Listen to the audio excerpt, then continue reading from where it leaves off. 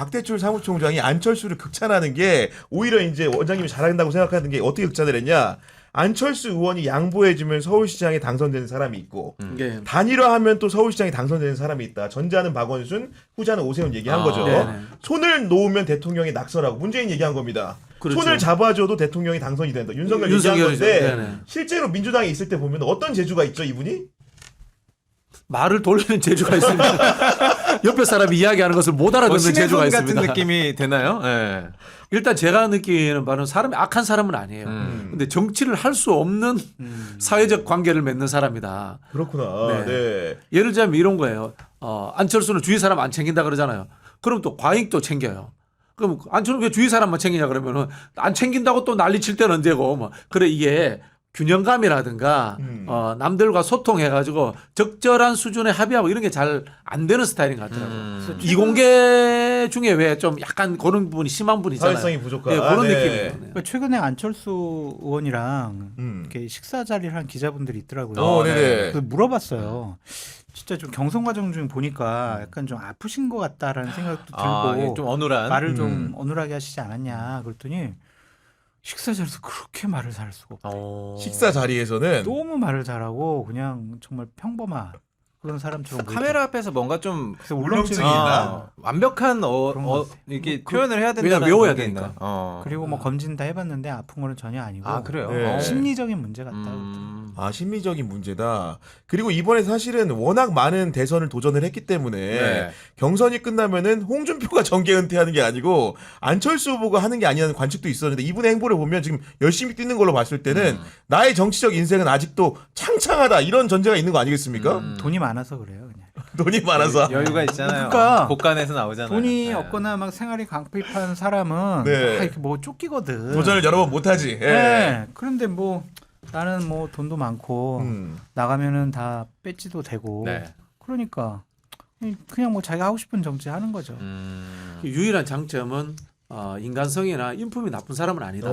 그러니까 사람들이 극단적으로 싫어하지는 않는 것 같아요. 네. 이제 저도 비판을 합니다만은 정치는 해서는 안 될 사람이다라고 이야기를 하지 그러니까. 그분의 인격에 대해서는 비판하지 않거든요. 옛날에 맞아요. 한창 네. 제가 막 비판했을 때 이렇게 방송국에서 마주친 적 있거든요. 그랬더니 그러니까 고소하기 전에 그때 막 비판 많이 했거든요. 네. 그랬더니 반갑습니다. 오랜만입니다. 식사 한번 모실게요. 아 이러시더라고요. 진짜로? 그거 너무 반가워하셔요. 아. 그래서 인간성이 나쁜 분은 아닌 것 사람 나쁜 같은데 사람은 아니에요. 옆에 누군가가 좀 정치적으로 맞아. 예. 확실하게 옆에서 좀 붙어가지고 조언해주고 그러면 좋지 않았을까 그런 생각이 들어요. 그런 상황인 건데 네. 여간 안철수는 이런 뭔가 열심히 하는 이미지로 승부를 보려고 하는 상황이 있고 한동훈 전 야, 대표 나왔다. 같은 경우에는 계속 이렇게 유세 지원을 안 하다가 네. 어제 처음으로 부산 광안리로 달려갔는데 그 모습이 흡사 어땠다고요? 대권 주자가 한동훈 아닌가 싶었어요. 네, 막 주변에 정말로 연호하고 네. 지지자들이 한동훈하고 대통령하고 예를 들면은 그리고 이제 몰려가지고 굉장히 이렇게 좋은 광경을 연출하는 국민의힘 지금 김문수 후보가 유세 다니면서는 좀처럼 보기 힘든 팬클럽 분위기 그러니까. 이런 것들이 아. 보였거든요. 그 매니아층이 있어요. 네. 그 강력하게 진짜 한동훈 좋아하고 응원하는 분들이 위드훈이 한 10만 명은 있는 것 같고 네. 네. 10만 명이에요 회원이. 저는 그리고 이제 조회수도 요즘 유튜브가 유튜버. 70만에 80만에 나와 한번 방송 잘 올리면. 나오네. 네. 확실히 그러니까 관심을 이끄는 그러한 매력적인 정치인인 거는 맞아요. 근데 그거랑 정치적으로 현명하게 지금 행동하고 판단을 하고 있는 것이냐 그건 별개로 봐야 될 것 같고 한동훈 보면 재밌기도 하고 네. 참 정치권에서 보지 못한 새로운 스타일의 신종 캐릭터다. 네, 유형이라서 아. 뭐라고 생각할까? 뭔 말할까? 또 오늘은 커피를 뭘 마실까? 뭐 그런 것도 궁금해가지고 엔터테인먼트화 약간 된 것 같아요. 트렌드를 이끄는 지금. 것 같기도 네. 하고 본인. 근데 그게 이제 깜이냐, 아. 지도자 깜이냐, 네. 대통령 깜이냐 이런 걸로 승화시킬 때는 좀 더 정밀하게 뭔가를 해야 될 것 같은데 제가 이제 우려하는 것들은 그런 거예요. 그러니까 폐쇄적이 돼요. 폐쇄적이 된다. 울타리. 누가 그러니까 본인이 한동훈 본인과 본인이? 그쪽에 있는 분들이 되게 아. 폐쇄적이더라고요. 네. 우리 한동훈을 욕해? 비판해? 이런 거예요. 그냥 예를 들면 이렇게도 생각해봐라, 저렇게도 생각을 해봐라, 막 얘기를 해주면 아니라고 막 딱 방어막을 강력하게? 되게 세게 치더라고요. 저 그런 경우를 겪었잖아요. 그 젊은 변호사인데 네. 굉장히 선의의 이야기를 했어요. 오. 제가 한동훈 대표가 책 냈다니까 철학 공부도 하고 경제 공부도 하고 특히 국가 지도자는 경제에 대한 거시경제에 대한 이해도가 있어야 된다. 네. 그런 이야기를 했더니 책 읽고 비판하십니까? 막 그러면서 막 저 성토를 그 방송 거야. 본 것 같은데 그러니까. 생방에서 싸운 걸로 제가 알고 아니 있는데. 그러니까 이게 제가 그 책을 읽어야 될 이유는 없잖아요. 네. 저는 그걸 다 알아요. 네. 안 봐도 압니다. 네. 한동훈 정도의 수준하고는 제가 네. 레벨이 다르기 때문에 지적으로. 그리고 말씀하신 것처럼 김종혁 최고위원이나 주위에 멀쩡한 사람들 많아요. 근데 한동훈은 이상한 놀이를 하고 있는 거야. 근데 또 문제는 그게 먹혀. 그게 한 번씩 보면은 기분 나빠. 우리 뭐 맨날 이거 대본 외우고 보고 하는데 국장님 우리도 이거 때려치우고 저기 기타하고 저기 뭐야 새우깡 주세요.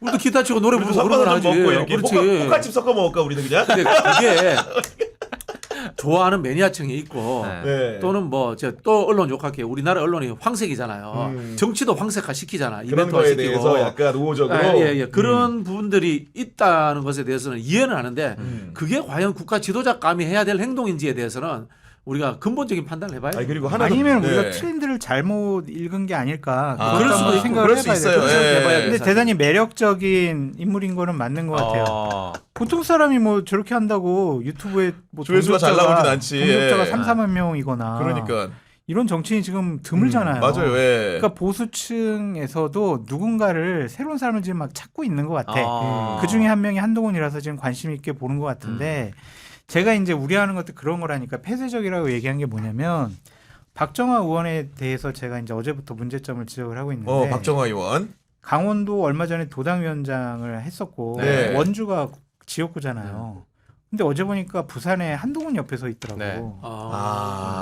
그러면서 계속 한동훈이랑 같이 다른 지역도 서문시장도 오늘 가고 대구에 이렇게 간다고 청주 그러더라고. 갔다가 제가 알기로는 원주 마지막에 가요. 원주로 원주도 갑니다. 가. 네. 그 양반도 나름 멀쩡한 축에 드는 의원인데. 근데 지금 대선 13일 남았고 지금 강원도 선거 녹록치 않거든요. 그러니까 그 지역구를 며칠 동안 비워둔다? 이게 맞냐? 그러니까 이제 지도부나 김문수 후보나 아니면 한동훈을 좋아하지 않는 국민의 의원들은 네. 야 이거 선거 싫어하는 거지. 예. 지들 선거하러 다니는구만. 이미 지들 당권 도전하려고 지금 그렇게 하는구만. 아니 어떻게 지역구원이 지금 그러니까. 거기 가서 그러니까 박정원이 이러더라고 막 제 표를 많이 얻고 열심히 선거운동 하겠습니다. 네. 자기 지역구 가서 해야지 지금 지역사령관이. 그러니까 정작 이제 한동훈 전 대표 같은 경우에도 네. 공식적으로 선대위 합류는 안 하는 거고 어제까지만 하더라도 김문수 이름이 써진 옷을 안 입었다는 거 아닙니까? 김문수라는 이름을 네. 얘기를 안 해요 본인 입으로. 국민의힘 이재명을 후보라고만 하지. 막아달라. 예. 이게 먼저예요. 그러니까 이재명을 막아달라. 마뜩지 않은 거 하기 싫은 거야. 그거 다 보이잖아요. 표정과 말투에서 다 네. 보이잖아. 그게 그러면은 지금 어쩔 수 없이 국민의힘 후보니까 내가 선거운동 도와주는 게 나중에 좋게 평가 받을 거냐고. 그러니까. 너 그때 어쩔 수 없이 네 선거운동하고 다녔지? 손가락질 받을 거란 말이에요. 그러니까 지금 한동훈의 행보를 보면 전 국민이 평론을 할 수 있는 게 책임 소재는 자기가 지기 싫어. 책임은 지기 싫은데 명분은 있어야 되니까 이 정도의 활동은 내가 하겠다. 나중에 욕 안 먹지 않을 정도로. 그 정도 딱. 예. 네. 아니 뭐 저는 그럴 수도 있다고 보는데 문제는 정권이 바뀌고 난 이후에 한동훈 전 대표의 과거의 문제나 이런 것들이 파헤쳐질 때 본질이 무엇인가라는 측면들에 대해서 저는 지금 대비를 해야 된다고 봅니다. 본질적으로. 첫 번째는 윤석열과의 관계성 문제입니다. 우리가 한덕수 보고 날로 먹으려고 했다 이야기를 하지만 사실은 날로 먹고 이 자리까지 온 사람이 한동훈이에요. 거기에 대해 해명을 정확히 해야 된다. 해명을 해야 된다. 네. 그 다음에 또 윤석열이 그 검사 시절, 그 다음에 검찰총장 시절, 대통령 시절에 저질렀던 법률적인 문제와 관련된 하나의 의혹들, 그게 관련성이 있는지 없는지 그렇죠. 문제. 그 부분이 해명이 돼야 되고요. 두 번째는 뭐 재미도 있고 이벤트도 좋고 한데 한동훈은 과연 누구인가? 정치적으로 대한민국을 어떻게 끌고 가려고 하는 한동훈의 나라는 무엇인가라는 철학이 있어야 돼요. 그게 안 보이는 거야. 이런 본질적인 뿌리에 대한 부분들이 결국은 어느 순간에는 그 사람에 대해서 그렇네. 이 검증의 화살이 날라올 거예요. 그리고 아까도 얘기했는데 네. 예를 들어 윤희석 뭐 그 전 의원이라든가 아까 박정화 의원이라든가 아니면 김종혁 전 최고라든가 이런 분들이 사실 어떻게 보면은 합리적인 그 의견을 가진 분들인데 이런 분들이 그 한동훈을 계속 이제 따르는 이유 저는 궁금했던 게 그러니까 한동훈이라는 사람이 보면 굉장히 이기적으로 비추는 몇 명도 많이 있잖아요. 어떤 요인이 있길래 이런 분들이 한동훈을 끝없이 추종하고 같이 다니는 건지. 두 가지 감정이에요. 네. 그러니까 감정이입이 과하게 돼 있더라고. 감정이입이. 네. 하나는 분노와 원한이에요. 윤핵관들에 대해서. 거기가 다수였고. 네. 어. 그 사람들이 자신들을 핍박을 하니까 아하. 함께할 대장으로서 한동훈을 선택한 거예요. 그래서 분노와 원한을 우리가 이거 풀 수 있는, 그러니까 예를 들면 이런 거지. 당권 잡아봐라 이 개새끼. 죄송해요. 개 XX 다 죽여버릴 거야. 네. 이런 얘기를 심심치 않게 해요. 사석에서는 한동훈이 도구네. 그렇지. 한편으로. 그게 하나가 있는 거고 또 네. 하나는 되게 불쌍해하고 동정심을 갖고 치근하고. 있어요.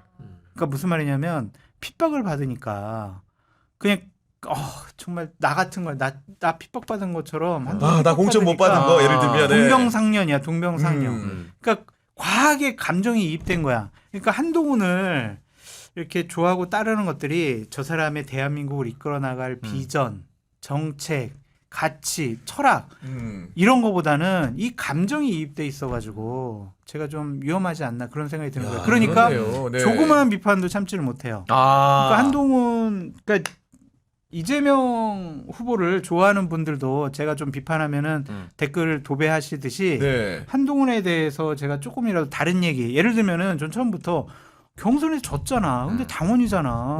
승복하고 그러면 열심히 선거운동 해야지. 해줘야지. 그게 기본 아닌가? 네. 어떻게 그런 얘기를 할 수 있냐고 그냥 또 도배가 되더라고요.